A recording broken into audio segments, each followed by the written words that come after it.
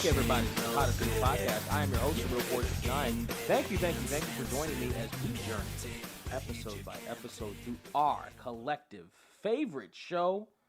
Of course, I'm talking about the incomparable Las Vegas. Here we are, folks. It is episode 5 of season 2. It is good run of bad luck. It is what I have said before in the last episode, I consider a Las Vegas classic episode.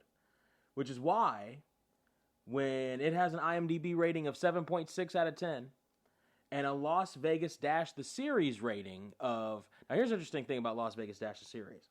I noticed in the captures that I get from the Wayback Machine, by the way, go support the Wayback Machine. They are doing the Lord's work. You can get different... What it does is it takes captures, moments in time of the internet, of what it has. And what it was able to capture was, what I noticed is that it depending on when you capture it, changes what the rating was on LasVegas-series.com. So, the earliest rating that I have for this episode is a staggering 2 out of 5 chips. That's interesting. And the latest rating that I have for this episode is 4.5 out of 5 chips. So I'm going to go with the latest and the highest and go 4.5 out of 5 chips, said LasVegas-series.com perusers back in the day, giving it an aggregate score of 8.3 out of 10 or a B rating. I'm going to tell you right now, I'm going to give this higher than a B rating, and we're going to see why momentarily. This episode aired originally October 11th, 2004. It was written by Kim Newton. Kim Newton has a relatively short IMDb as far as writing is concerned. Her first writing credit is for Chicago Hope. She then moved on to do 3 episodes of Fastlane, which we've talked about before. This is her first of 10 episodes for Las Vegas, though. She does this episode. She does episode 23, Sperm Whales and Spearmint Rhinos. She does episode 20, Hit Me. She does episode 4 of season 3, Whatever Happened to Seymour Magoon. Episode 10 of season 3, For Sale by Owner. And episode 16 of season 3, Coyote Ugly. She does episode 4 of season 4, History of Violins. And episode 14, The Burning Bedouin. She does episode 3 of season 5, The Glass is Always Cleaner. And she does episode 12, rather. And she does episode 12 of season 5, I Could Eat a Horse. So she does 10 episodes of Las Vegas over the course of the rest of the series. And we're going to be seeing her again. If those other episodes, of the episodes, I'm telling you, my history, my knowledge of Las Vegas, my remembrance of Las Vegas tends to go down after season 2 for a number of reasons, including but not limited to seasons 1 and 2 were the ones that I had most often and watched most often back in the day.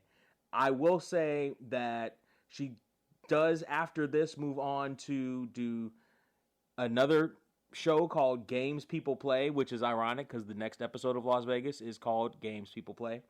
In 2019, she did an episode of that, and the latest thing she wrote was an episode of Big Shot in 2021, not to be confused with the Christopher Titus show, Big Shots. Looking at her resume, there's not much on here other than Las Vegas to suggest that she could write, that she is versed in this style of writing, this style of this episode and possibly the other episodes that she's written. So this is a surprise as far as the writing is concerned. Aside from the writer, we have Stephen Williams as director of this episode. Stephen, his first directing credit was a variation on The Key to Life in 93, which is a short.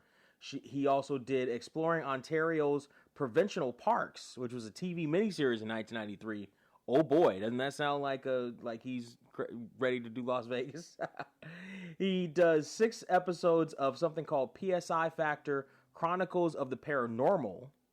Okay, I said that out loud, that almost sounds familiar. This is his only episode of Las Vegas. However, he does go on to do 6 episodes of Crossing Jordan. So we've got a little bit of, he understands. I think he used this to understand the assignment in Crossing Jordan. Although Crossing Jordan is a different episode entirely. It's a different beast. And we will talk about that when we get to the crossover episode. The latest thing you can see him direct was something called Chevalier in 2022. He's got a couple of projects that are in post-production. Actually, one of them, The Last of Us, just released. He did an episode of The Last of Us, so that's actually the latest thing you can see him direct. He's got something else coming out next year. He does 8 episodes of Lanterns in production. Stephen Williams' library, other than Crossing Jordan, you know, it's not really much in the way of maybe Ed. He did an episode of Ed. But there's not really much in the way of saying that, oh, yeah, that's definitely, he understands the tone. He gets the tone of Las Vegas. But again, with these two people at the helm who, just looking at their IMDb, they don't seem to be, oh, yeah, I would 100% call this person to do this.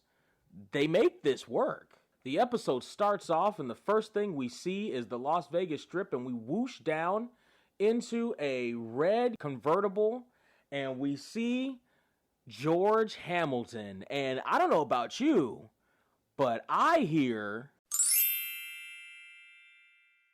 Oh, yes, I heard it. Did you hear that? I heard it. But also what we hear is the first musical cue of the episode. If you're watching on the original version... Hey, Surreal, you have the original version? No, I don't have the original version. If you have the original version, you're going to be listening to a song called Oh Yeah by Big Bad Voodoo Daddy. Big Bad Voodoo Daddy was cool. Big Bad Voodoo Daddy fell off too quick. They were better than the trend, kind of the trend in the zeitgeist. They were better than that half a second that they had in the zeitgeist would lead you to believe. They're actual band playing actual instruments that should have lasted longer. Anyway, if you're watching on the DVD, you hear some production song that's not particularly great. And if you're watching on the streaming services, you hear a production song that's an AI probably production song that's actually better than the DVD production song. I got to give them credit on this one. It actually sounds slightly better. The production song on the DVD is just lyrics. It's not particularly great.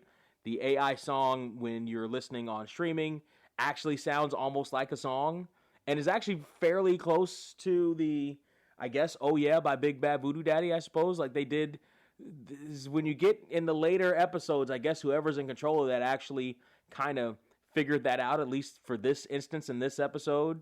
You know, the song says, my, oh my, got my zoot suit on a Saturday night. And I think they even mentioned Vegas in one of the lyrics. So, okay, you're doing better. And it's mixed better too. You're doing better. I still wish you would stop screwing around with rights and everything. which by the way, since we just started this episode, is what's making the resurgence of the Podecito YouTube channel go extra slow is the copyright. So there is a new YouTube channel for the channel. I will have it linked onto however you're listening or watching this particular episode, but for those of you who are looking for it, if you go to YouTube, you will look up Podecito Tube, all one word, and that'll be the channel. Right now, it just has the raw episodes up. Not the raw episodes. It just has the raw episodes of the Podecito up. There's no frills or anything on the channel just yet. I'm trying to build up, trying to get the library going before I do too much. I just finished this season 1. So it should be coming along pretty closely. But what the issue is I don't want to put up too many videos at once, because literally every time I put up a video, I get hit with copyright, and I have to challenge it for fair use, which it is. This is fair use. This is a review. This is a critique. It is fair use, and I have to, but the bots immediately flag it, and so I don't want too many up at the same time to kind of hinder the channel going up. So there is a YouTube channel. The YouTube channel has been resurrected at a different address, but it's moving slowly. If you would like to, go ahead and subscribe and like and watch and get all the episodes that you can from there while you can, as well as, you know, the Rumble still going and all the other ways that you're enjoying the Podecito with me. Now, since we took that break, we're talking about George Hamilton. George Hamilton is driving in this convertible. And kids, do you know who George Hamilton is? You should. Ask your, parents, I guess. Yeah, I'm old enough to know who George Hamilton is. I don't know I didn't know too much about him until I did a little bit of research about him, but he's in the car. I just knew he was the tan guy. He's in the car. He's enjoying the strip. He's clearly driving down a green screen strip because, again, you know, it's hard to control. actual atmosphere. Plus, this works better really for Las Vegas and for his character, as we'll later see. It's not a cherry red convertible. It's more almost a burgundy convertible, almost maroon maybe. And he just happens to look over towards the camera directly into it and flashes a smile in those pearly whites, which just by contrast to his brown skin, which by the way is somehow browner, is somehow browner than the Paris casino he's driving past at the moment, but at least on green screen. And one thing I also noticed is on the rearview mirror that you can see, they kind of fuzzed it out. Like they put some shadows in it, but they kind of fuzzed it out instead of like running the Las Vegas Strip behind it, at least the first time you see it. We then go down past the Corvette emblem on the car, so we know it's a Corvette, to his California license plate that says not a SPF. By the way, if you're also watching, you notice there's a for sale sign on his windshield. If you're looking close enough, there's a for sale sign on George Hamilton's windshield. But we don't see an actual shot of it. It's just sort of implied in the background. And then the second time we go back and we see him in the car, the rear view mirror, the side view mirror actually has a better shot, seemingly looking almost like the Vegas Strip. Might actually be California. But it kind of looks like the Vegas Strip, but it's not blurred out this time. And that's on all incarnations, by the way. The original all the way through. It's all the same cut for some reason. I don't know why they blurred it out once and not the other time. And then we see the rim of his tire, the chrome rim of his tire, spinning around. And that gets us to the roulette table. And we whoosh through the casino to see three of the queens, Nessa, Mary, and Delinda. And they are all huddled over a newspaper. Sam comes up, and we are let in, as well as Sam is, that Richard Allen Wesley died. Richard Allen Wesley is dead. You're kidding. Killed in a prison fight. It was all over MSNBC this morning. What? Sam is immediately shaken by this. Like, she is completely off her guard by this news. Apparently, he was killed in a prison fight. And we get a short little break about how Delinda doesn't watch the news and had to be told by her manicurist. But the focus really is on Sam here and her reaction to this. When she's really stunned. She says she feels like she won $1 million. Keep that in mind. But also that she's stunned. She's like really not even listening to what the other queens are asking her. They're asking her about the silver. Like, they've moved past it. They found out the news and they thought that Sam would be either joyous or whatever, but Sam is not catatonic, but she's definitely, it's almost like she's at a point that she didn't think would ever come, and she's kind of just walking through it, but she's stunned right now. And this is interesting because past this scene, we don't see Sam really grappling with this again this episode. Like, it really does wash over her. This thing, and I wonder if that's what a writing standpoint is. This is actually a pivotal episode for Sam. I think a low key pivotal episode for Sam. We'll get into that shortly. She's told that she said that she would never talk about it until he's dead, and they want to find out about the silver. And Sam looks back at them in a very familiar way. We were thinking maybe we could help you find it. For a cut, of course. Did you see that?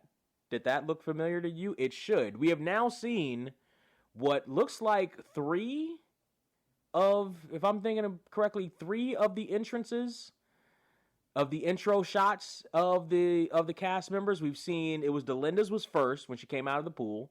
She came out of the pool the first time in the, I forget which episode it was. I think it was I forget what the number of the episode was, but I think it was the Ilana de la Garza episode.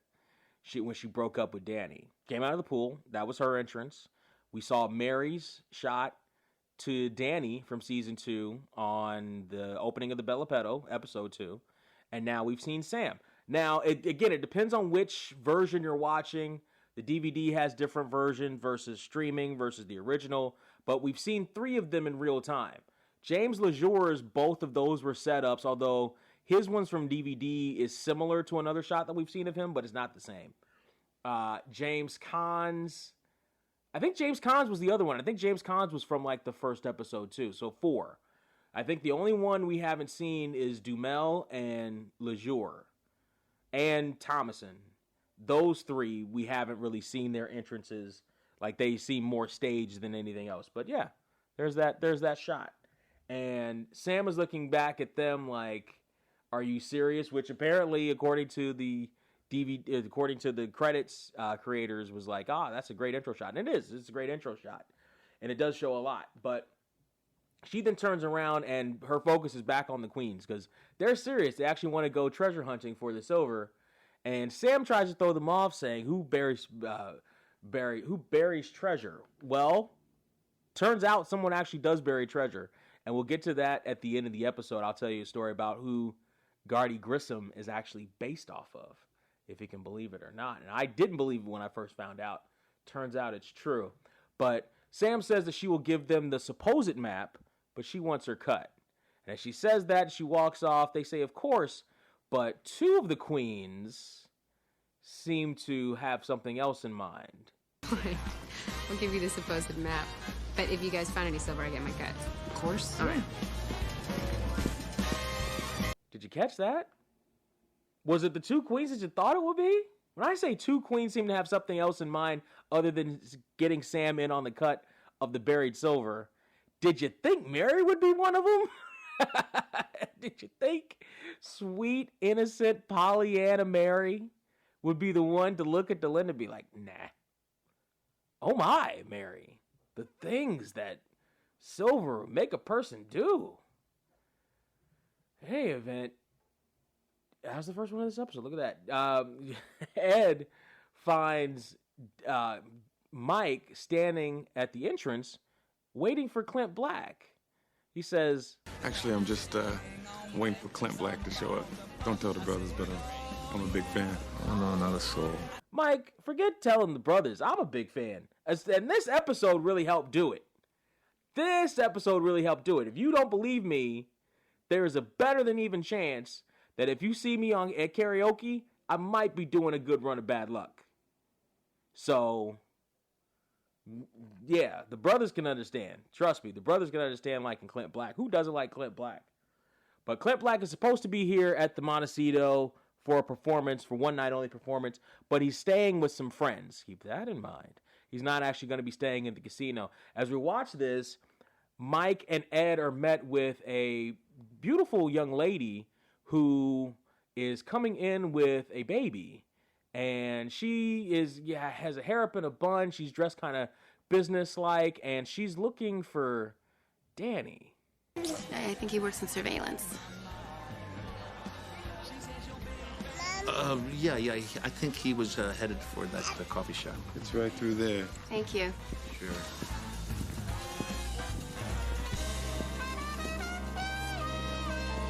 Nah. While they're thinking nah, I'm thinking yeah, because we are at the intro. Yes.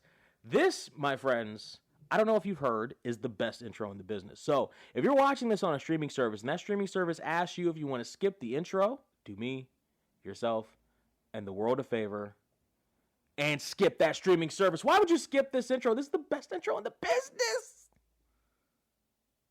Tip your black hat to this intro, damn it. This is the intro. In any event, we cut back to seeing every time I watch this, I miss the way the Vegas Strip looked. And we see the Vegas Strip, and we see Danny and Cup of Joe's met by this young lady named Connie Beckner, Sergeant Becker's wife, or at least she was Sergeant Becker's wife, Beckner's wife. And Danny immediately gets a look of shock and mixed emotions on his face as he is sitting there with the wife of apparently what is obvious now is at least former platoon mate of Danny's. So let's talk about this actress. Her name is Kelsey Oldershaw. Kelsey grew up in Colorado, modeled through high school. She then decided to move to New York and to follow her modeling career in 95. Then she decides to take up acting after meeting him, and they both decided to follow their acting career to Los Angeles, and they moved out to LA in 98 while she was pregnant with her second child. Michael was tragically killed in 2002. She continued her acting career until she got injured, and that had to require some surgery. So she decided to forego acting, opened a yoga studio, and eventually moved back to Colorado with her family in 2011 to be closer to them. So her acting career is her acting resume on IMDb at least is relatively short. I'm sure she did some theater. The first thing that she has a credit for is The Invisible Man, which comes up again because that has a connection to Las Vegas with the two guys who decided to run amok around Sam. She then did 3 episodes of ER as Nurse Tess in 2004 before getting this role as Connie Beckner in Las Vegas. This is her only episode. Her last role was uncredited as Angela in Caller ID Entity in 2010, but her last credited role was in E-Ring with Benjamin Bratt and former Las Vegas guest star Dennis Hopper. Yes, where she played Angie Aronson for 8 episodes. That's Kelsey Oldershaw. I told you her story because it's eerily similar to her story here with the loss of her husband while she has a child. Now, obviously, there's some differences. Her character here, Connie, has 1 child. Her husband was lost in battle, knows Danny, all that other stuff, while Kelsey has 3 kids now, and after she lost her husband. So that was slightly different. But I do wonder if that connection, it sounds weird, but Hollywood kind of works like that. Casting kind of works like that. If they can hear a story that's similar to that, sometimes it works in the favor of an actor to be able to play a role like that. I wonder if she didn't say anything about it and use that as fuel to get this role. Either way, she's very real. Kelsey is in this role. You can feel the authenticity off of her. That's different than, and it's juxtaposed especially against George Hamilton and his character, who is very out there, not necessarily cartoonish, but outlandish, certainly, while Kelsey, her version of Connie here, isn't. It's very real. She's just real and authentic in this, and we'll see that coming up. So Connie introduces us to Carter, who is the baby that she's holding, and she tells Danny the story of exactly why she's there. It turns out that Kent, her husband, Kent Beckner, said that if she ever needed anything to look Danny up, and turns out that she does need something. Now, here's the thing. Here's the story that's falling off almost immediately. She says that she needs someone to watch Carter while she goes onto a job interview. And Danny's the only person that she knows in Las Vegas other than the person who was supposed to watch Carter but got sick. Now, here's the thing about that. If you're in that situation, the idea of, like, she had to have known something about Danny. You know what I mean? Like, it couldn't have just been that last minute, because she thought of Danny. She looked Danny up to find out the information that Danny works at the Montecito and works in surveillance. She looked up, where he, well, maybe not, because Kent did talk about him. We do hear that he talked about him a lot. But this automatically doesn't feel spur of the moment. But, when you really think about it, it's like, well, wait a minute. She very last minute, but she just happens to know that. And by the way, she's also taking a gamble, because what if this is Danny's day off? But, she just happens to decide to leave her boy with Danny out of the blue is a you know what I mean? It's slightly off, but we're going to go with it for the sake of the show. And she says, again, she's coming off very authentic, asking Danny if he could just watch Carter for a couple of, maybe an hour or so while she goes to the interview.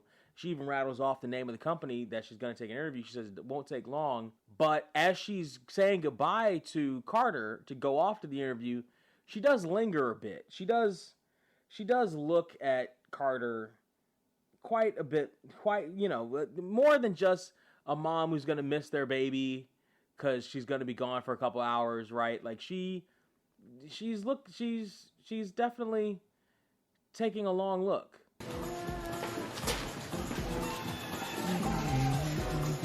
Danny suggests that when she's done with the interview that they go out to lunch or something. Connie says that'd be nice, and then she walks away. She does walk away folding her arms, shoulders slumped, head down a little bit. Keep that in mind. Danny has agreed to watch Carter, and in the middle of a cup of joes while he decides to coochie goo babies. And I don't even think babies have ever liked that. But while he does that, Carter cries in protest. Let's let the dealer shuffle the deck for a second, and we'll be right back. I assume you're interested in large amounts of money. It's Vegas, who isn't? If you like the podcast and you want to help support it, you can send a Cash App, join our Patreon or Subscribe Star, or buy us a coffee. Just search The Podecito on all those platforms.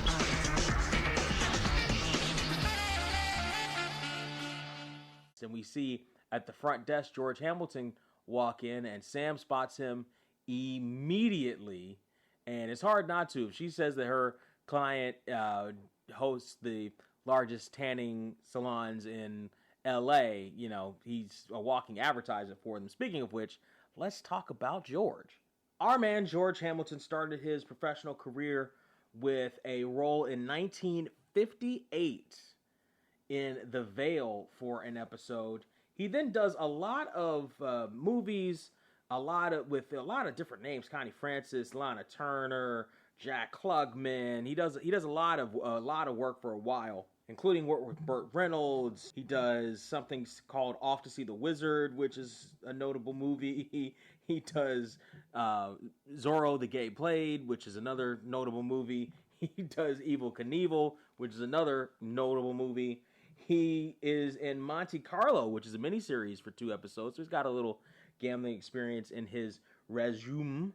He also starred with Elizabeth Taylor in Poker Alice, which was a TV movie, as cousin John Moffat. So again, with the gambling experience and keeping that story alive, and the connection with our own James Caan.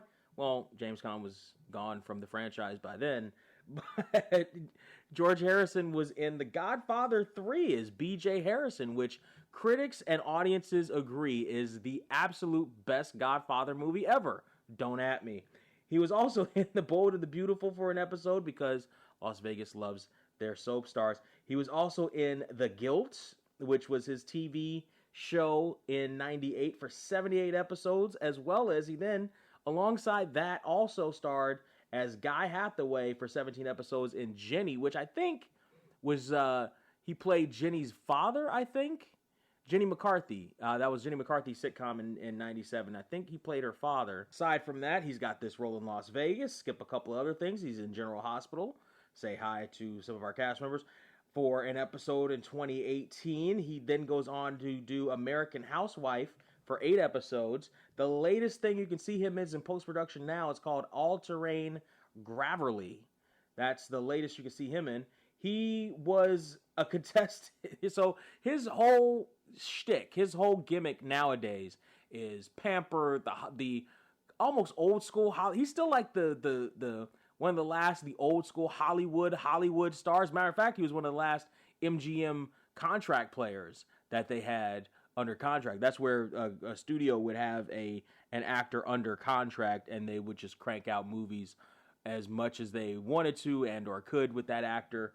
And he was one of the last ones to have that. So he was right on that tail end of he was right on the precipice of that change in Hollywood. But his life is actually an interesting one. He was born in Memphis, has no semblance of a Memphis accent. His mother was a Southern Belle beauty, Anne Lucille Stevens, Potter, Hamilton, Hunt Spalding. And his father was George William Spike Hamilton, a touring band leader. And so George Hamilton moved all over all the time. And he got a taste for acting pretty young. His life was so eventful that they actually made a movie about it called My One and Only in 2009, which was a dramatization of his life. So that's interesting to go check that out.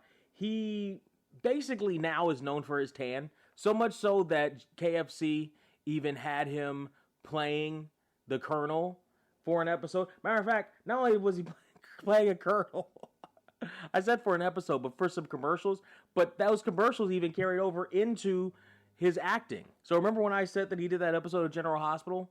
Yeah, his character was Colonel Sanders. He played Colonel Sanders on that episode. So he's known for the tan. So his character here, Bernie Taylor, being known for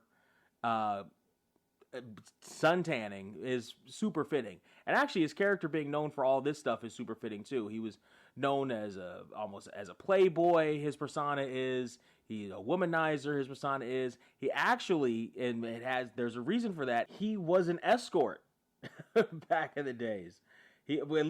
Hollywood escort, meaning that he escorted different women to different parties around Hollywood. Now, public events. Now, whatever happened after that, you can, leave it to your imagination. But his most prominent one was the daughter of then President Lyndon B. Johnson. That's right, LBJ's daughter, Linda Bird Johnson, was one of the women that George Hamilton escorted to, we'll just say, different events. That's George Hamilton's life, and the fact that he's playing basically a takeoff of that character here is absolutely fitting, and it works like a charm. So immediately you can see how George Hamilton is able to have the lifestyle that he has, because his character says probably a line that I'll be using from here on out when he says, You're going to be lovers. You must call me Bernard. Mr. Taylor's my father. Oh, he's still alive. Oh, I heard you were feisty. We're going to have fun spending my money. Yes, we are, and please let me know any way that I can help you do that. Anything not involving my chest. So that exchange, great back and forth with Sam. That exchange is tremendous. First off, shout out to Vanessa Marcil. Again, here's a thing about this show, is that you get the younger stars of the show, the Vanessa Marcils, the Marsha Thomasons, etc., being able to act alongside and against these just tremendously talented and seasoned actors all the way through it, and these exchanges, and nobody feels like they're getting the better of the other. Like, everybody comes out of the exchange looking better for having been there, and that's the exact same here with Vanessa and George's character Bernie. I would have liked to have seen Bernie be a recurring character, if we're being perfectly honest, especially the back and forth that he has with Sam. But obviously, I'm sure there were different obligations for Hamilton, and I'm sure that they told the story of Bernie already, and he comes in. But I do think that there is definitely a chemistry, an acting chemistry between these two, and it's amazing. So Bernie says that he wants one thing from Sam to help make the stave go better. He wants no comps. He wants absolutely everything paid for, full price, because he's got a pocket full of money and he's ready to throw it around. No freebies, and he wants the club mystique for the night. Now, mind you, it's short notice, but he's willing to pay double.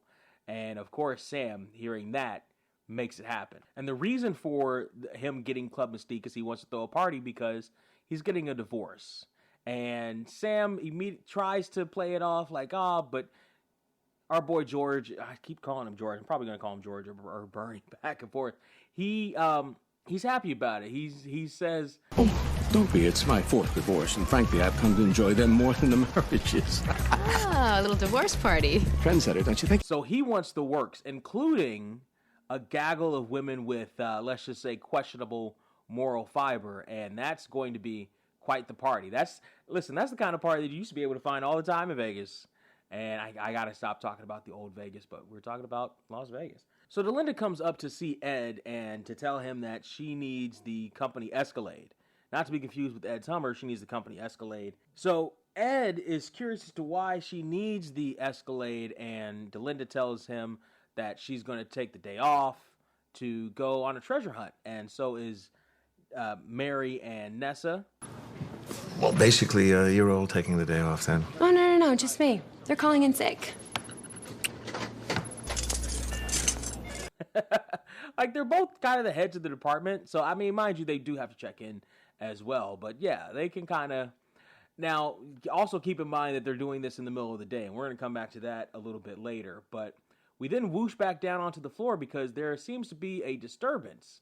And everyone from the guests to the pit boss are looking at Danny in front of the Moonlight Corner again, and Carter, who is screaming. Now, there's an interesting shot here because you can see that Moonlight Corner is actually being used now. Before, we've seen it, and the characters have just walked by it, or it's been empty. This time it's actually being used, and it looks like stand-up in the Moonlight Corner, so they're bringing back the lounge act, and that's kind of cool. I don't know. Again, I don't think they still exist anymore, but they're bringing back the lounge act. Ed is getting the 411 on exactly what's happening with Connie and Carter and how she asked Danny to look out for him while she goes on the interview. And a funny exchange here. I didn't know you knew anything about kids. Really, let me just ask you a question. Do you think that Delinda came into this world at 5'9"? Right. Right. That's funny, but according to Google, she's 5'10", so I don't know who to believe on that one.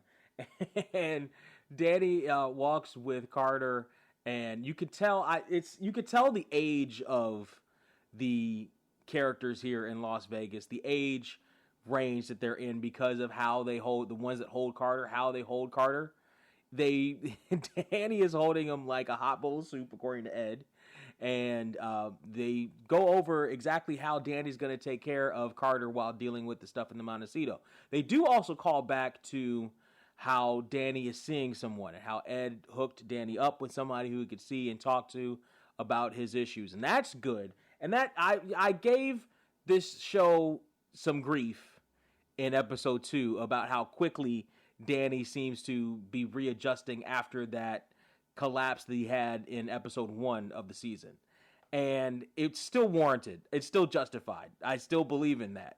However, I do like how they're at least calling back to it, how they're at least trying to justify it and make it more real and solidify that point in stuff like this, like meeting with Connie Beckner, Carter's wife, like seeing somebody. Now, mind you, and feeling the responsibility that he had to go ahead and watch after Carter because of, and they don't even really touch upon this. They don't really touch upon how Danny might feel guilty and might be looking after Carter out of guilt, not necessarily his sworn duty or his,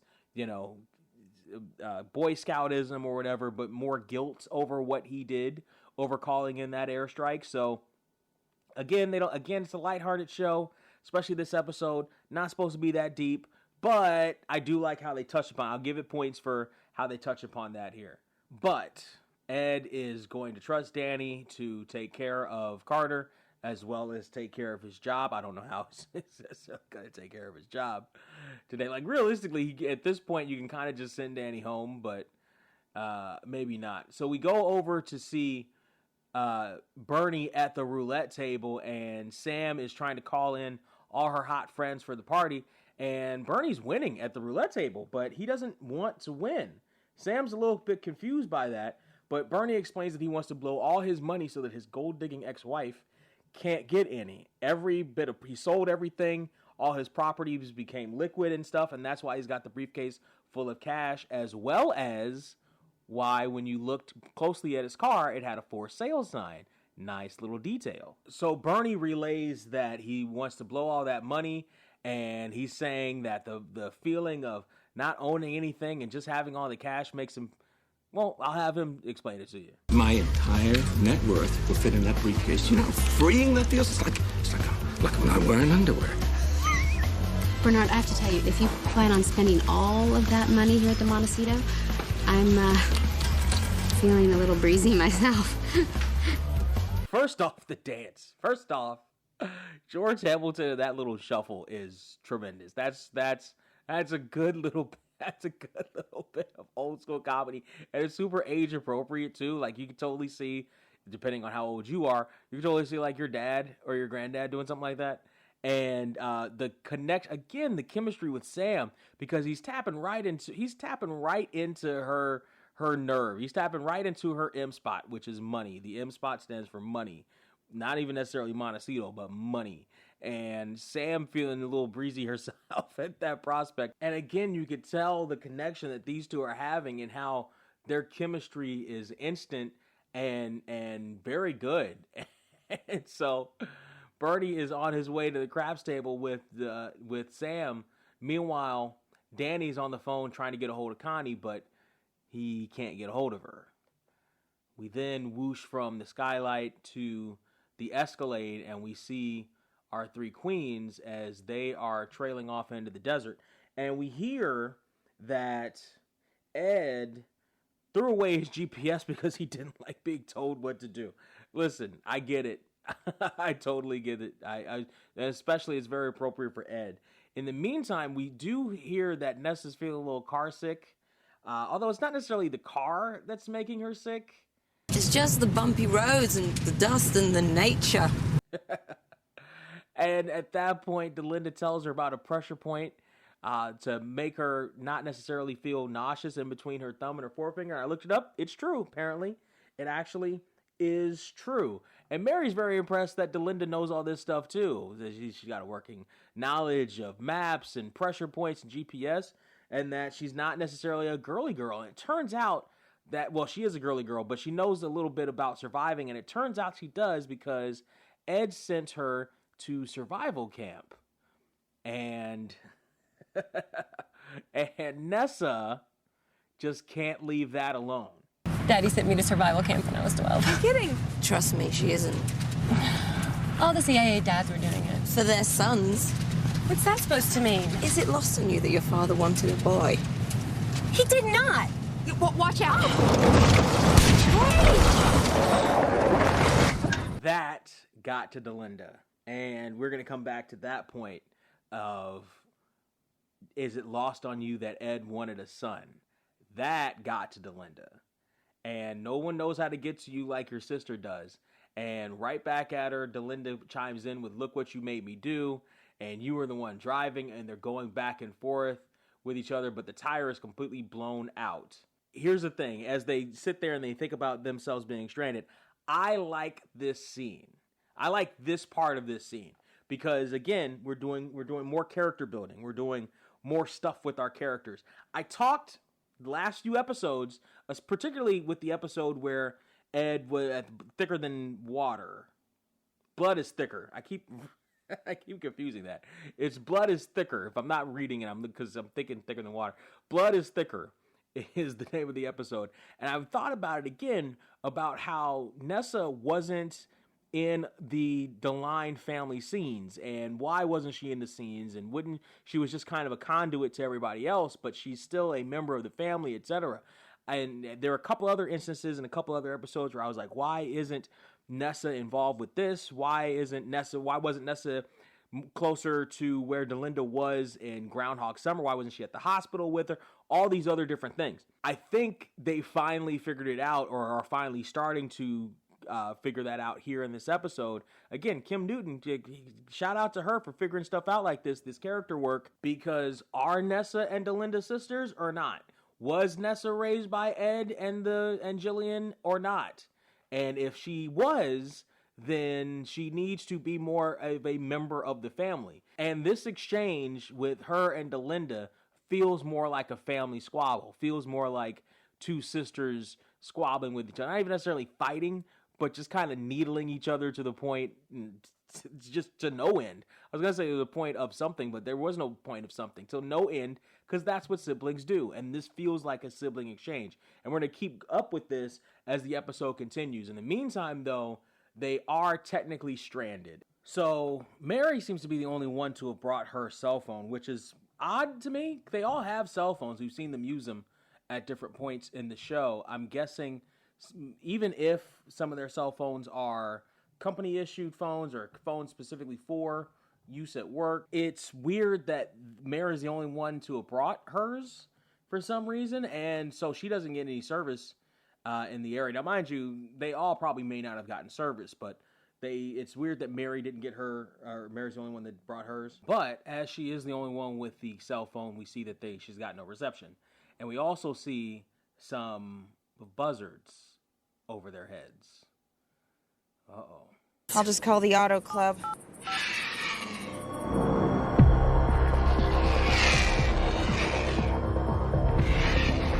We're gonna be fine. So we come back into surveillance, and the boys need to change Carter. And of course, because nobody in there is of parenting experience other than Ed. Ed has to be the one to show them, and it's not a pleasant experience. Certainly not for Mike, who says, I'm getting a vasectomy. "Yeah, I know the feeling, Mike." As they change Carter, Ed gives an embarrassing story about... Ed does the parenting thing. Gives an embarrassing story, brushes everything off, because he's been there before, and nobody else in the room has. So we go back to the girls, and they're in a pickle, because Mary still can't get reception, and at least, according to Nessa, the buzzards are gone. Delinda says they're vultures. They are, in fact, vultures. They're not buzzards. By looking it up, I could see that they're probably more buzzers than vultures, or buzzers than vultures, yeah. But Delinda lets the girls know that there's only about 3.5 miles away from the rock formation that they're supposed to be headed to on the map, and that it's a good idea for them to hoof it. You know, maybe we should just leave the car here. We're gonna have to hoof it part of the way anyway. Is it not apparent that I don't hoof? I love that line, too, from Nessa, because it's more... We've been seeing more how when it comes to the thick of things, Nessa's actually more girly in some aspects than Delinda is. And this is one of those aspects. She would rather be in a mall shopping than out in the heat. Although she still wants that silver, right? So sorry, Nessa, you're going to have to hoof it. And in the meantime, you can hoof it. When you get back, Delinda will fix the tire.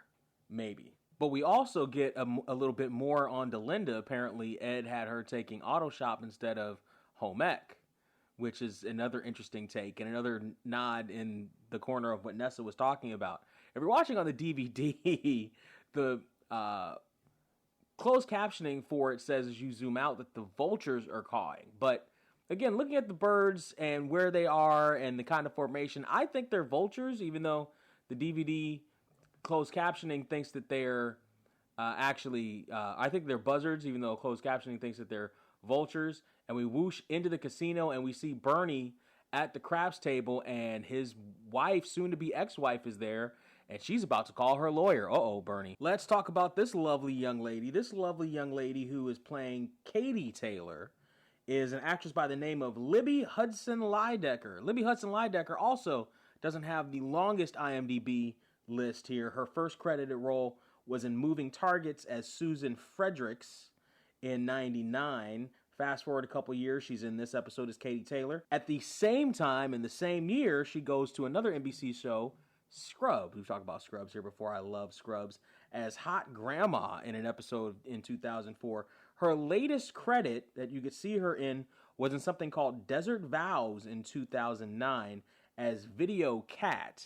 That is Libby Hudson-Lydecker. And Libby Hudson-Lydecker here she's very fitting to play the role of soon-to-be ex-wife of somebody like Bernie Taylor here in this episode. In the meantime, Sam is over on the sidelines trying to get as much stuff together for this party as possible. She's doing it all from Bernie's side on the phone, while Libby is trying to, Libby playing Katie, is trying to get her money back from Bernie. What she assumes is her money back from Bernie. What Bernie's just spending. And there is an interesting note here. You would wonder, like, can you actually do that? Can you? Yes. Yes, you can. I know of two prominent instances where one of the spouses cleaned out the account, cleaned out all the liquid money to keep it from the other spouse. One of them was the ex-wife of radio DJ Anthony Cumia.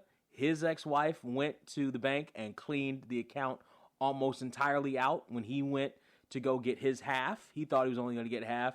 It was all cleaned out, and it's perfectly legal and perfectly fine. And John and Kate, +8. John did the same thing. John left $1,000 in the account that had hundreds of thousands of dollars in it before, so that Kate wouldn't have control over the money. It happens. It is like that. It does happen that way. So now Sam is trying to get stuff done for the party, and she now owes something to one of the suppliers. Bernie just lost a whole bunch of money at the table. Ed walks up and he's curious as to what's going on, and Sam fills him in that Bernie is trying to lose all his money before his ex-wife can take it. And Ed chimes in with, bitter divorce. He's trying to throw all their money away so she can't have any. Really? Some kind of genius. So while this is happening, Bernie is losing a ton of money. Mike comes up and he sees the Taylors. They're arguing at the table, and Bernie literally tosses enough chips that probably would have paid for. Look at this. You know the house you had your eyes on in Malibu?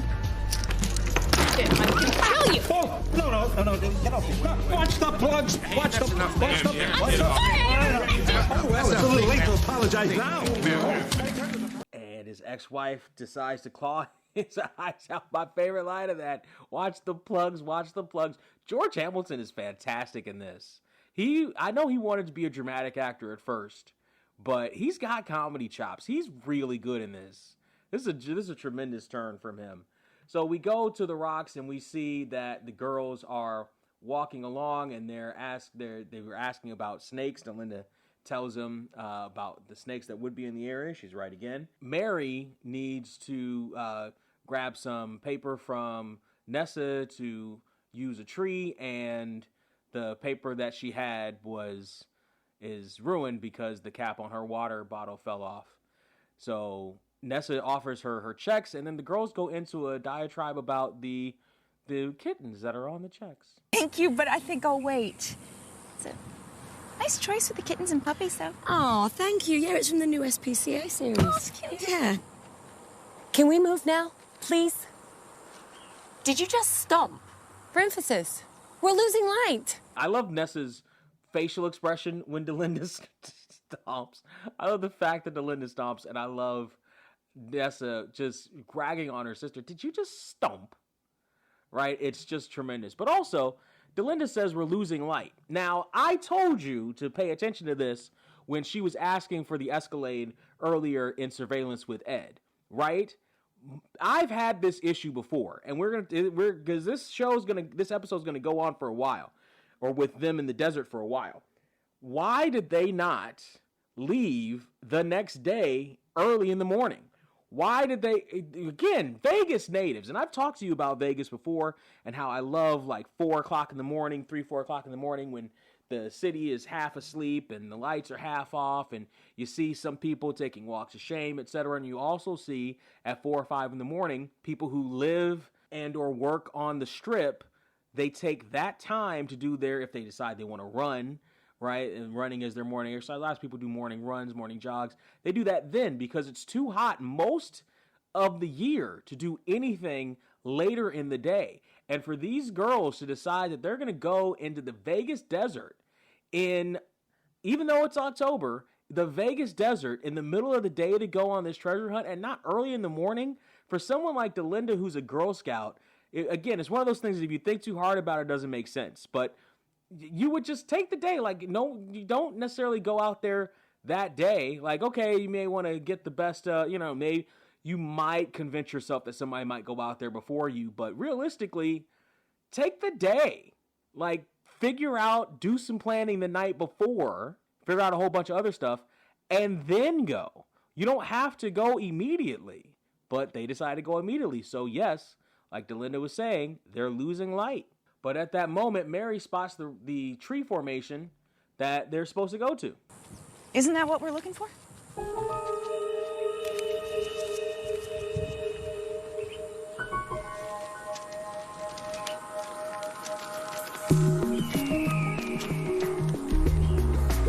This is it. We're gonna be rich. Take a bearing at 35 degrees and travel 10 paces. And there we'll find the silver. Are you gonna be rich, Nessa? Let's see. Why don't you take a little break? Yeah, that's a good idea. You're gonna stretch the legs, wash the face, refocus. There you go.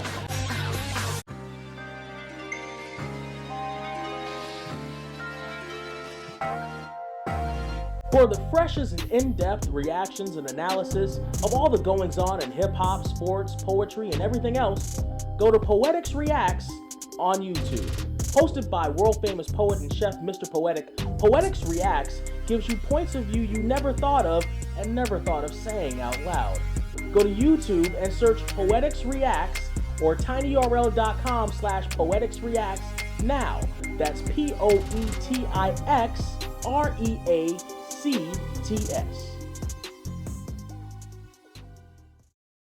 So Danny comes into Ed's office and he tells him about how he hasn't been able to hear from Connie since she left. And Ed figures that something's wrong because a mom wouldn't leave her baby like that. And Danny tells him that he called the hospitals, he called the agency where she was supposed to have her appointment, and neither of them have heard from Connie at all, and it looks like Connie is gone. Uh-oh. So we shoot back out to the girls in the desert, and they are arguing over the stride length, and Linda decides she's going to decide to pick a fight with Nessa about the size of her legs. She says, I think it's just a full stride. Not if your legs are freakishly short. No way, that's really 10 paces. My legs aren't freakishly short. My inseam is 32 inches. Mine's 34 inches. I could kill you with this shovel right now and then bury you with it. Bring it on, Stumpy. Bring it on, Stumpy. Now, see, this is a fight. This is a sibling fight. This is nothing but a sibling fight. And Mary seems to kind of overblow it, but this is nothing but a sibling fight, if we're being perfectly honest. And it's one of those scenes, again, that I really like because it really does show the dichotomy. It really does show the relationship between Nessa and Delinda. So we whoosh back into the casino, into surveillance, and Ed has backtracked the number that Connie left with Danny, and he backtracked the numbers that she called from that number, and it was an escort service that she called. And Ed's familiar with the service because he's been chasing girls out of there for a minute, but it is, in fact, an escort service. And it seems like we can put the pieces together. There's financial troubles. After Kent was recalled, their business went under, and Connie is at a point of that point of desperation. That we've seen that in TV and movies before, and it's one of those things that if you go back and rewatch it, you can see some of the signs. You can see, and I pointed them out to you when we talked about it. The way Connie looked at Carter as she left, it was more than just, I'm going to be gone for a minute. The way she walked away with her head down, shoulder slumped, it was not nervousness for going to an interview. It was she's leaving her child and she's ashamed of leaving her child. But she's also trying to not absolutely bawl at the prospect, not absolutely just cry and sob there as she's walking away. You could see that she kind of almost teared up as she left Carter there with Danny. If you go back and rewatch it, you can see some of these signs, which is also, by the way, a good acting choice there by the actress Kelsey. Ed said that he called her parents and is going to take Danny to the escort service to try to find out where Connie is at the moment, and says that Mike will watch Carter. Hold on. Mike will watch him. Mike will. Yes, Mike will. And Mike is flabbergasted for what to do with this baby. Now, keep in mind, in 2004, in this casino, there probably wasn't something like a daycare center there. Even though those ideas for big companies had existed at that point, they weren't necessarily too common, but they had existed. I do remember seeing like news stories about companies that did that for some of their employees, etc. And there was even government buildings that did that. They had government daycare there, and I think some of them still do, including the FBI. So it's not an unheard of prospect. But I guess the Montecito doesn't, and good for the sake of the story. Mike is he's about to have a man-to-man conversation with Carter here. But as he's sitting there talking to him, we see this attractive woman come up behind Mike and gush all over how good he is with the baby. And Mike realizes something. Oh my my gosh, I didn't know you liked babies. Who, me? I love them. That is amazing. That is amazing. And it's amazing how well that works. We shoot back over to the girls. Whooshing really is coming into play here because we were whooshing all across Nevada for this. And they hear the howl of some kind of animal. Whether it's a coyote or a wolf, neither of the girls really want to see it other than Delinda, who tells them that it's not a wolf, it's a coyote. Again, she's right again. Most of the time, there aren't wolves in Nevada. There are occasionally, but they usually drift over from neighboring states. But they're not indigenous to Nevada. IMDb pointed this part out as a mistake, saying that it becomes obvious that Delinda is not a Nevada local based on the way that she says Nevada. Duh! First off, you could hear in her accent, she's not a Nevada native. She sounds like she's from Kentucky, because she's from Kentucky. And also, the lines traveled a lot. So I'm surprised that other than the fact that Molly Sims probably didn't have the acting experience enough to drop an accent of any kind, but they traveled a lot. The last episode, she talked about how they traveled to a new town and a new school when she was in high school, and that's how she met Jay and all this other stuff. So, yeah, she probably isn't a Nevada native. Probably not. No one who said she's Nevada. I don't remember them ever saying she's a Nevada native. You know, there are 2 Nevada natives in this show. Well, 3. I think Mike is a Nevada native. I think he is. I think he mentions that he comes back to Vegas. So I think he's a Nevada native. But we know Mary and Danny are.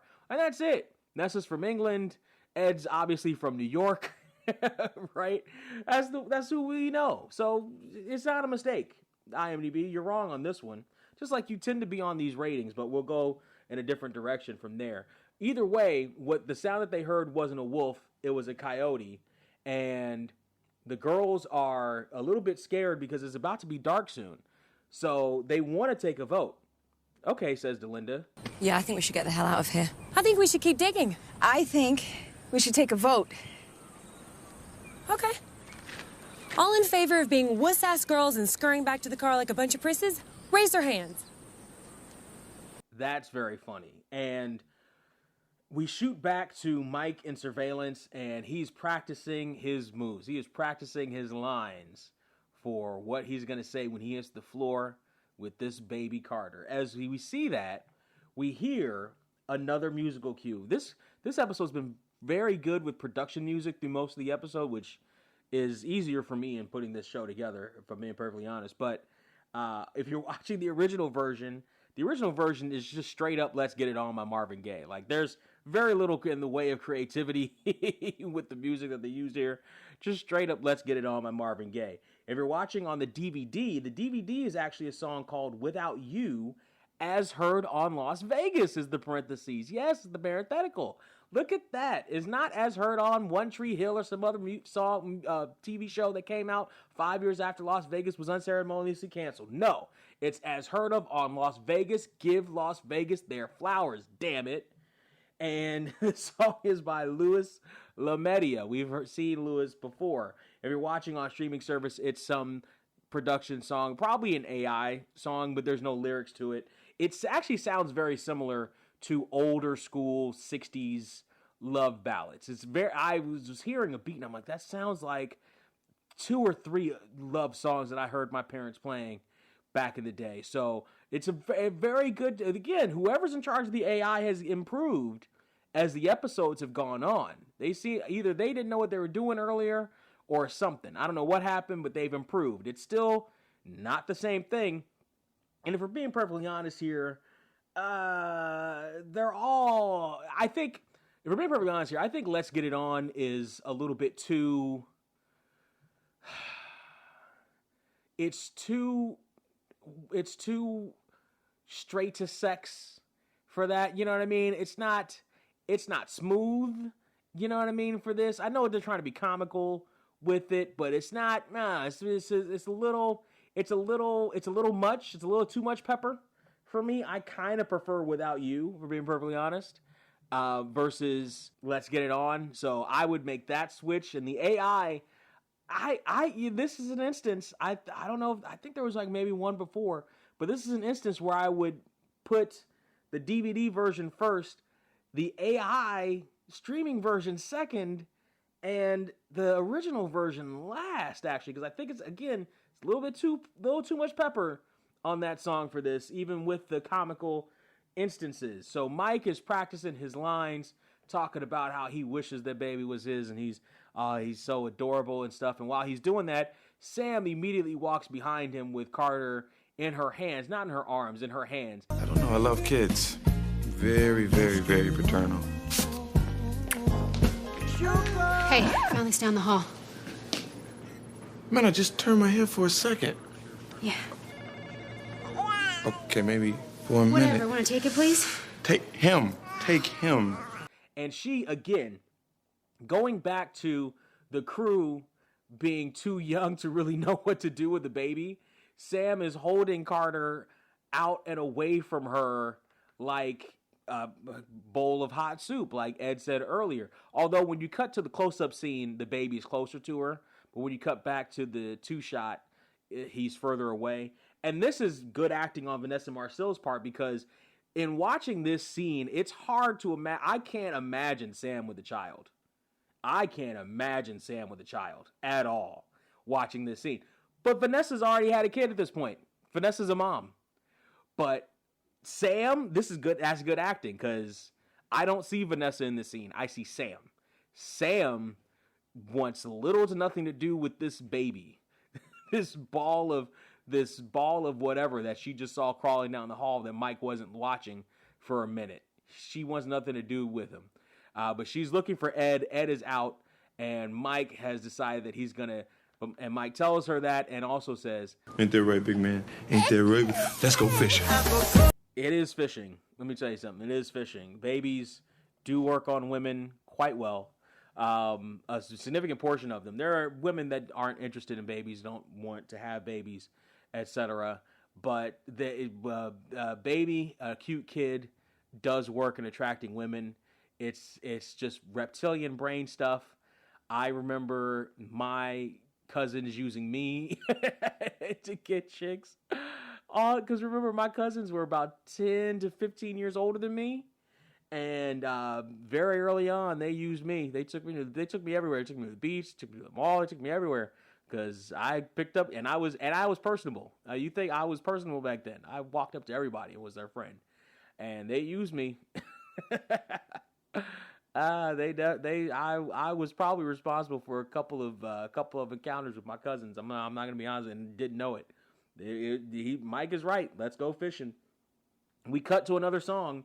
If you're watching on the original version, it's Copacabana 2005 by Pete Lorimer, Lorimer, Vocal House Excursion. If you look that version up, you won't be able to find it online. It's one of those kind of lost songs. But the version that comes up when you put up like your SoundHound or whatever is the Glee version, which isn't the same thing. It's not the same thing. But that's the version that comes up. That's the closest you're going to get. The DVD version has a production song where the singer singing Big Man over and over. But that one is behind a disco beat. And if you're watching on the streaming services, the song that comes up is actually Disco Town by Danny Farrant, Farrant. That's not a terrible song. Not a terrible song, if being perfectly honest with you. I like them all. It's not a terrible song. But we cut to Bernard's party as we see the Vegas Strip go from dusk to nighttime. And Sam is in Mystique with Bernie, and there's go-go dancers. There's women all around. The only other guy I see in this shot so far is the bartender. The bartender and one of the chefs. And people working there, basically. It's just women all around. Which is, by the way, listen, if you're Bernie, that's a good ratio on your part. That's a good ratio. And they look at the ice sculpture that was supposed to be for Tad and Antonio's wedding. Unfortunately, there was cold feet. And Sam insists that she didn't go with a discount for Bernie on this one. Absolutely not. No discounts for you. Only full price. You know, that's what I like about you. You know how to treat me. I'm going to miss you when I'm broke. Again, the chemistry between Bernard and Sam is amazing. I wish Bernie would have come back. He was a great, great guest star. Ed and Danny have gone to the escort service, and they are looking for Connie, but the guy behind the desk is trying not to give them any information. Well, Stanley, look, we're kind of short on time, so I thought maybe we could Step this up a little bit. Where's Connie Beckner? All right, so Ed and Danny have got to get a little bit physical with some of the equipment. And again, this is one of those things that, thinking back to episode 1 of the season, when Danny was about to get physical with our boy Harry, and Ed held him back. It's like, is that necessarily what you want to do in this instance? Like, I know, yeah, but also it's hard to figure out how that was different than all the other times, other than just how Danny was acting through the rest of the episode. But here we are, we're getting a little physical. The guy tells them where Connie is. He went to one of the local motels, which doesn't actually exist, and he hooked her up with an older guy to try to start her off on her first time because she was nervous, etc. And so they decide that they're going to go check that out. So we cut back to the girls in the desert, and turns out there's no jack in the car. So Delinda couldn't even fix the tire when they got back. They had to go back to the car, and they just got to camp out there. There's no jack in the car, weirdly enough. And as they do, they're sitting by a campfire. They're talking over why Delinda just happened to have sleeping bags with her. And Nessa's thinking that she kind of planned that. But again, there was clearly no planning there. Otherwise, they wouldn't have been in a situation they were losing light as soon as they were. Mary is in need of the rent check, but is unavailable, so she's going to have to settle for Nessa's scarf. There are no wolves out there. Delinda reveals that they're really just coyotes instead of wolves. And Mary's had enough of all the cricket talk and all the camping talk, and the girls are in a spot. They're in a situation. So we cut to Bungalow 2 at the Desert Inn, Desert Valley, and we see Connie in there with the older gentleman who had rented her services, and Connie is, again, very authentic the way she plays this. She's clearly nervous. She downs the drink. She doesn't necessarily want to be there. She's trying to put on a good face, and the guy he just needs some company for the night. I think we'll both feel better with a little bubbly, don't you? Okay. Yet I've longed for a lover like you. You showed me. So, but he's not aggressive. He's an older guy. He's trying. He just needs some comfort. In that moment, we're listening to, in the original version, a song called "I've Been in Love" by Johnny Coppola, who sounds familiar. I think we've heard some of his songs on Las Vegas before. If you're watching on the DVD, it's a different production song. It's called something along the lines of I knew I had to make you mine, something like that. I couldn't find it. And if you're watching on streaming services, the song is Sweet Serenade by Jeffrey with a G, Gascoigne. Gascoyne is the song that is playing on streaming services. All semi the same vibe. They're looking to kind of be like older vibe, etc. of these songs to kind of convey, because they're trying to convey a feeling of this guy. They're not trying to make the guy creepy. They're trying to make the guy like he's an older guy. He needs this. He's kind of looking for this. That's what they're kind of trying to convey with him. So with that, I would say the streaming service song works better, followed by the Johnny Coppola song, followed by the DVD song. The DVD song doesn't really work for me in general. The Coppola song is fine. It does definitely sound older, but it's fine. I think, although Sweet Serenade sounds like something like grandma, like if you grew up in the 80s and your grandma was in the 20s, the 1920s. Oh God, we're in the 2020s. It sounds like something that would be playing in the 40s. I'm going to give myself that. It sounds like something would be playing in the 40s or the 30s. So maybe that's a little bit too old. So, in that case, I'd maybe give it to Coppola. then Sweet Serenade, then the DVD production song. Either way, the DVD song is last. Danny comes in posing as her husband to try to get her out of there. I'm her husband. Or what? But She's a mother. That's what she is. Danny, please. listen, I was just looking for a little company. I don't want any trouble. Maybe I should give you two a little privacy. Thank you. I'm sorry. I am too, dear. And the guy says, I'm going to leave you to it. And again, very genuine here from Kelsey. She doesn't make the guy feel bad. She, just says she's really sorry about this. She just, you know what I mean? She seems so genuine. Everyone in this scenario seems very genuine and very much themselves. But hats off to Kelsey on her acting skills. She's tremendous here. She was very talented. Danny kind of reams her out, and we kind of understand why. He asked her when she was going to come back for her son. And if you really think about it, you can really understand why. It's more than just Danny is the Boy Scout. Danny is the guy who believes in doing what's right at all times, etc. All that stuff. That's one aspect of it, yes. But also you have to remember Danny and his mom. You know what I mean? You also have to remember Danny's effect of his mother passing. And it's almost kind of a projection of, his mom leaving him, mind you, it was to death.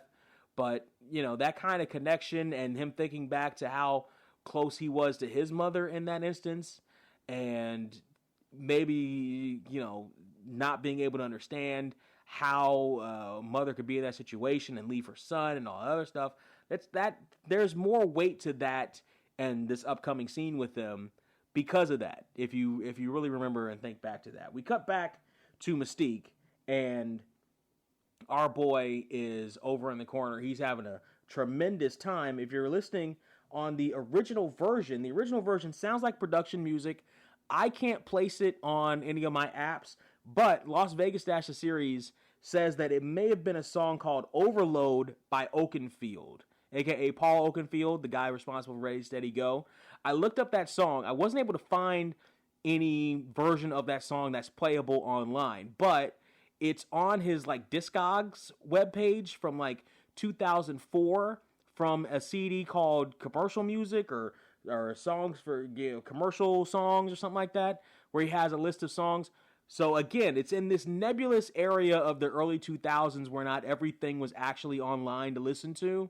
Some stuff was, or stuff may have been, but now isn't. The links don't work, etc. So this song that's playing on the original version might be that song. That's the only song I can't place, and it sounds like it could have been a song from Paul Oakenfield. If you're watching on DVD, it's just production music. If you're watching on streaming service, it's a song called Mechanical by Role Models from Hell, all one word. And, they all sound about the same. So Sam talks to Bernie and asks him if he's thought this thing through, saying that he will have nothing. And IMDb brings this up again. They bring up another thing where they say that there's an error here. According to IMDb, Sam mentions to her client that he doesn't seem like the type to be happy with Percali sheets as if they are substandard. Percali sheets are available in 600 thread count and higher and are generally thought to be superior to most other types of sheets, which is the reason why most luxury hotels use them. Percali is also a weave and has nothing to do with thread count. Sure, it has nothing to do with thread count. Yes, there are Percali sheets that can be found in that range, but if you Google what the thread count is for Percali sheets, Google straight up says how much you trust Google, but they say generally speaking it's between 200 and 400 is most Percali sheets. So the line isn't out of pocket. The quote unquote mistake here is nebulous to say is at best, but they're talking about it. Bernie reveals that he actually has a Swiss account somewhere. He does say that he started with nothing, but I got a lot of money stashed in a Swiss account. I knew it. So Katie sees you lose everything, fires all her lawyers, and just leaves. Mm-hmm. I hop on a flight to Switzerland where everybody is blonde. Wow. Wait a minute, is that irony or is that something else? That is a brilliant plan. Again, the chemistry between these 2 is amazing, and that blonde line is tremendous. Sam says that love is brilliant and cruel. Bernie says it's a little bit of both, and Sam says, if you ask me, it's a sucker's bet. And Sam says all Bernie did was prove her point. But then Bernie chimes in with something, and I can promise you one thing. One day, some tanned young man will sweep you off your feet. And you'll be so intoxicated with passion that you'll just take that bet. But it's only a sucker's bet if you forget to hide at least half of it from the one you love. It's that redhead. Again, did you hear that? I heard it. I heard that. And I want to point something out. So we're in season 2. We're in episode 5.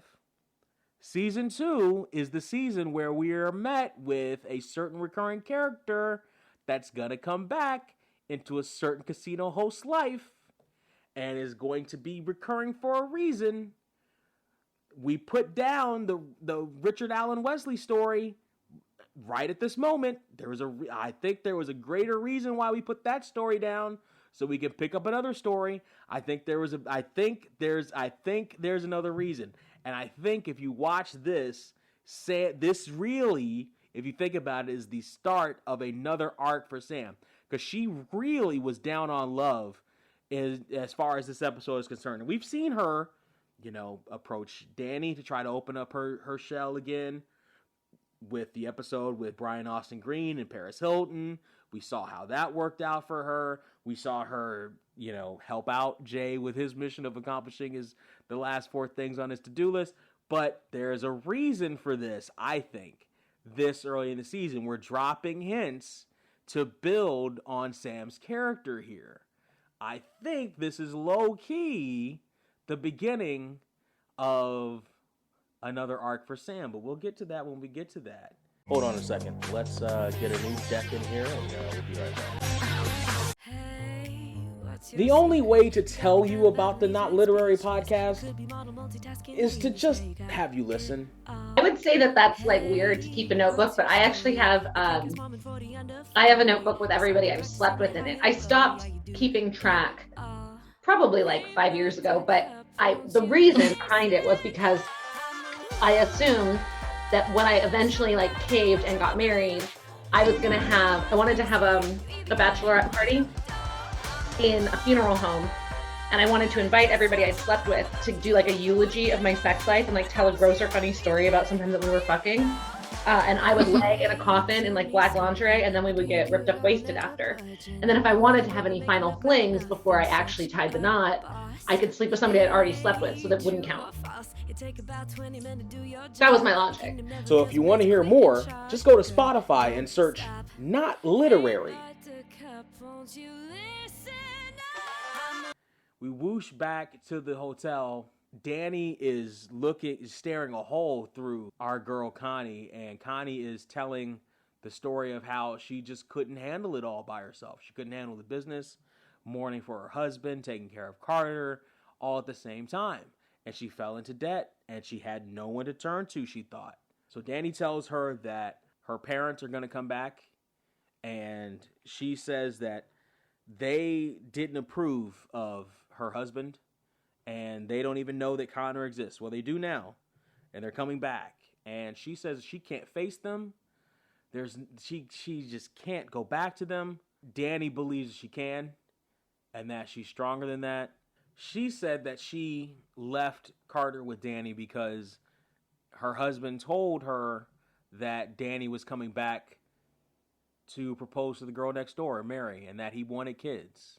And that stops Danny in his tracks.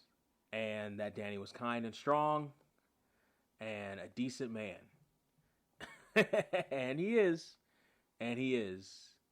And so Danny was the choice. Again, remember when I said there was no friend that was going to take care of Carter? There was no friend that got sick? Clearly there wasn't.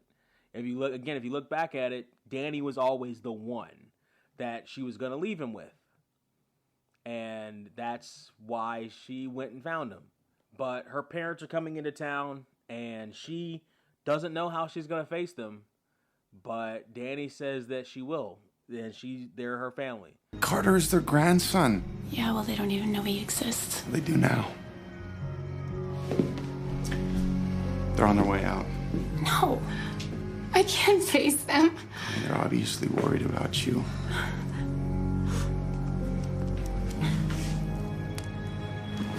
They love you. You come back with me, and I know you're nervous about it, but they're your parents.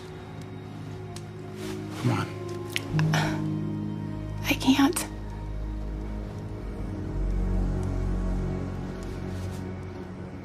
And again, I can't help but gush over Kelsey's performance here. She is great in this role and very, very natural. She's so, again, when I talked about the juxtaposition of like her scenes, especially right behind a Bernie scene, she's so good and she's just so real. So we cut back to the girls by the fireside, and Nessa talks about how far away the stars are.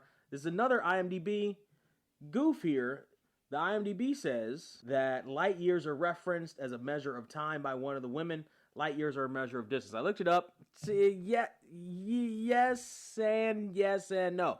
She's right. You are looking at the light from those stars from, say, 4 years ago, up to 4,000 years ago. So yes, that's true. So Delinda is laying there and she's pining over the fact that she thinks Ed really did want a son. And that Nessa chimes in that she was just being snarky and kneeling her, but Delinda doesn't believe it. She says that she wanted to have a connection with Ed the way other fathers did. I want Daddy and me to be close. You know, like George Jetson and daughter Judy. Or Cliff Huxtable. And what's her name? You know, the one who married Lenny Kravitz. Lisa Bonet. Yeah. You do realize that none of those people are real. They're characters on TV shows. Mary, you're right. None of those people are real, but also her perception of the Cosby Show and the Huxtables connection. I know that's the joke, right? Because in 2004, everybody knew about the dissonance between Lisa Bonet and Bill Cosby. And some people knew earlier, but more people knew in the 2000s that they didn't necessarily get along, the actors themselves. But also, if you watch the show, Cliff isn't particularly close to Denise. Emotionally furthest from Heathcliff Huxtable to closest, it goes Denise is furthest, then Sandra, then Vanessa, then Rudy. And we're just talking about the girls, we're not talking about Theo. And if you want to bring in Olivia, who plays Denise's stepdaughter, then move Vanessa over one, and because he was still closer to Rudy. But over time, Olivia became the second closest daughter in the house to Heathcliff. So I get that's the joke, but as somebody who was watching the Cosby Show and watched it even as an adult, I'm like, Denise wasn't actually that close to Cliff. Nessa chimes in that Ed lights up when she walks into a room, which is true, and we're going to see that a little bit later. But aside from that, Nessa just can't leave it alone. She can't not snipe at Delinda because Delinda is feeling better about the situation. I mean, I guess if he did want a son, they would have just had another baby, right? Well, there you go. You were enough. Yeah. Unless there was some sort of fertility issue. Nessa just can't stop snapping at her sister. And then what is real is a twig snapping in the background. And now the girls are nervous. They are very, very nervous about what's happening. Now, see, also, though, I don't know about them hanging out. Maybe all three of them can't sleep in the SUV, at least maybe not as comfortably as they could out on the floor. They couldn't all necessarily stretch out. We see this guy walking up to them. He lifts his big black hat, and it's...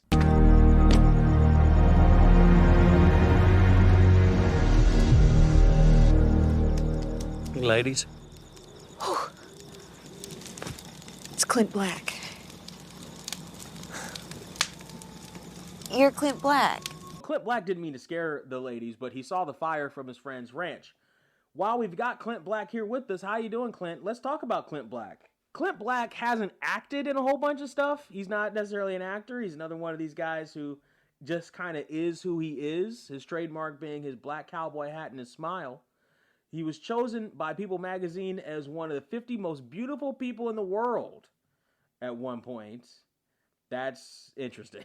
But I guess I could see it. The country fans would probably enjoy Clint Black. His first credited role is in a not music videos. First thing you see him in is a music video. Roy Rogers with Clint Black, Hold On Partner, in this music video. But his first credited role was in Maverick in '94 with Mel Gibson as Sweet-Faced Gambler is who he was in that one, basically a cameo. But he did do some acting. He was the Clint Black, Still Holding On, The Legend of Cadillac Jack in 1998 was a TV movie, and he played Cadillac Jack Favor. He also played a version of himself on The Larry Sanders Show for 2 episodes. Great show. He then played himself on King of the Hill, but also came back and played the voice of Chad. He was a masseur in Anger Management in '03. He played Richie Richter for an episode of Hope and Faith. He does this episode of Las Vegas. He does Hot Properties as Marley for an episode. So he does have some acting. He actually does have some acting on his resume. He does, the most common thing you might have seen him in was in the Flicka movies, Flicka 1 and Flicka 2, Flicka Country Pride and Flicka 2. I'm just saying Flicka is the name of the movie where he plays Toby. The latest thing you can see him in is he's got basically a podcast show. It's Clint Black in Talking Circles with Clint Black for 35 episodes is the latest thing you can see him in. He is inviting the ladies up to the ranch where he's staying, and he's just so shucks-ish. He doesn't go for all the glitz and glamour, so he stays with his friend in a ranch out there. And he just comes in as the kindly stranger offering to help fix their tire and stuff. But in the meantime, the question is what to do with y'all tonight.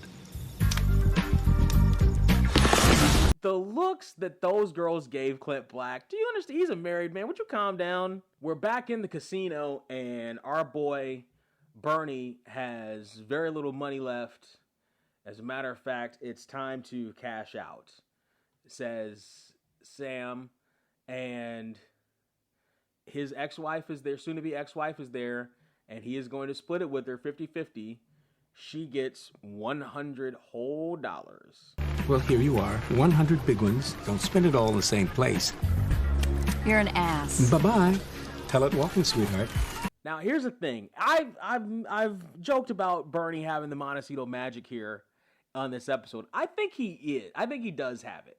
And I think his disdain for his ex-wife, soon-to-be ex-wife, is going to show up as she's about to try to leave. Remember, he says, don't spend it all in one place. Him and Sam say their goodbyes as he is off to party with Francesca from the party, the redhead, and Sam chimes in with... The redhead Francesca from the party. At first moment I saw her, I knew we had a certain, je ne sais quoi. Fear of being alone. Exactly. Do you think she's a real redhead? Let's not think about that.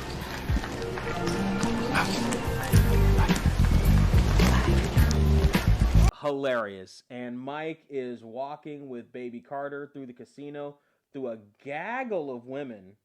They can't keep their eyes off of Mike here. One girl in the background with the crimpy hair, she keeps biting her lips and everything. She is so into Mike with this baby.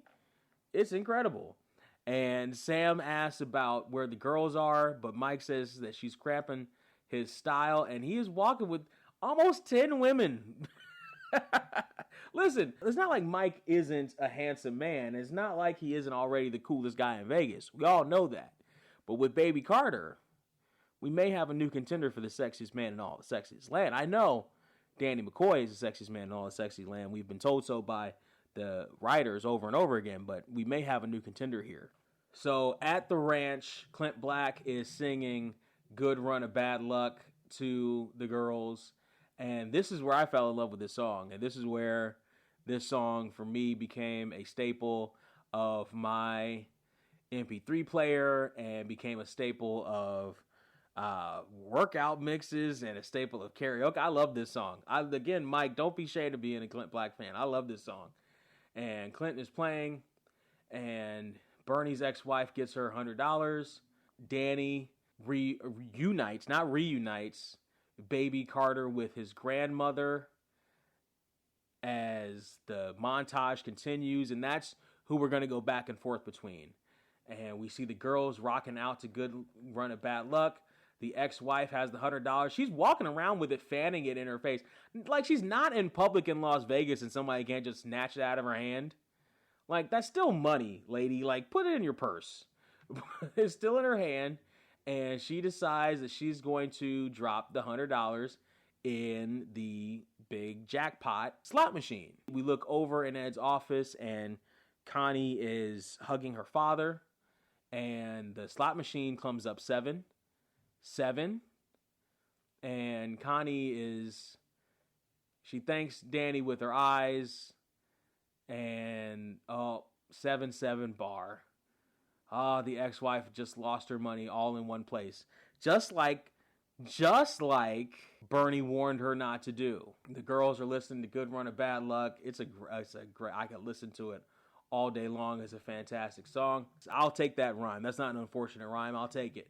We see the Vegas Strip change from night to day, and we see Delinda meet Ed. And Ed, you see his eyes do light up when Delinda suggests that they go to dinner and talk about how the adventure was. And although that does make me wonder about the changing from night to day thing, why is she asking for dinner? Maybe, probably after work, right? And Ed is confused about how, after Delinda says she's already seen the show, how could she have seen it in one night only? But that's a story for dinner. All the queens meet back up. Sam tells them that it turns out that she was right and they were wrong. Didn't they? She hates to be the one to say, I told you so. Look at our faces. Do we look rich? So I guess they don't call them legends for nothing. I hate to say I told you so, but remember when I warned you? Remember when I was right? Goodbye. Also, remember, 2 of the queens weren't going to cut Sam in on their cut. So I don't think Sam is feeling too bad about it. We see her walk into her room. And while she's in her room, she sees her empty room all by herself. No one there to greet her. And out of nowhere, she decides to open her closet and find love coming at the bottom line.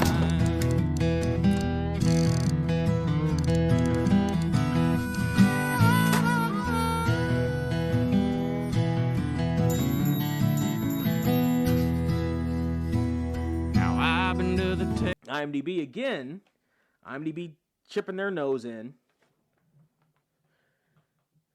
Says the bars of silver are seen in Sam's safe at the end of the episode and are never mentioned again in the series.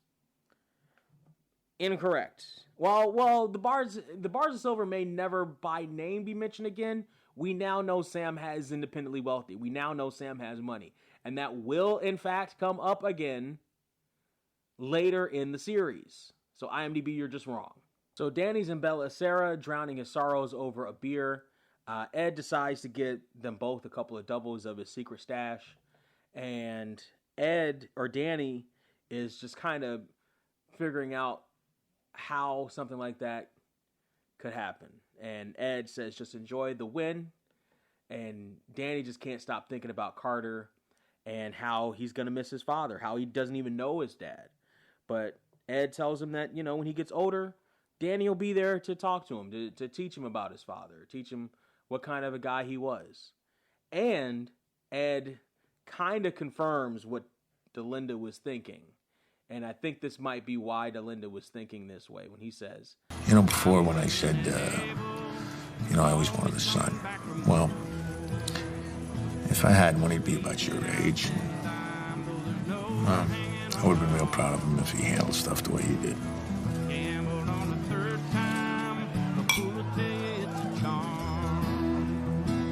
Ed takes off, and with Delinda to probably the Clint Black concert. We don't actually see the concert, but we see Danny contemplating things.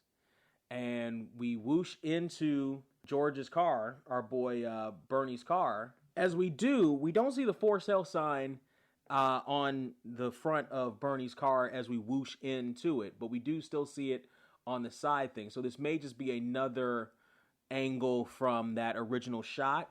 And then we see Bernie turning into the big balloon at Paris as we whoosh over the city and see that skyline is just, that was beautiful. And we fade away. We fade out. Bernie drives away. And so here's my theory with Bernie. I think Bernie brought Montecito Magic in with him. I think Bernie was the courier for Montecito Magic in this episode. He didn't necessarily have it. He was giving it. He gave away his fortune. And with that fortune, he gave away a lot of Montecito Magic to a lot of different people, including Sam, who, gets the client and gets the money and probably the bonus, and the percentage of that is probably going to be ridiculous and amazing. He gives some Montecito Magic and that Montecito Magic flows through to make sure that Connie is safe and actually doesn't go down the road that she was about to go down, that the girls were safe, that Mike got in touch with his paternal side, that all the people that had never been around kids to that extent got him and Mike and Danny and Sam even a little bit.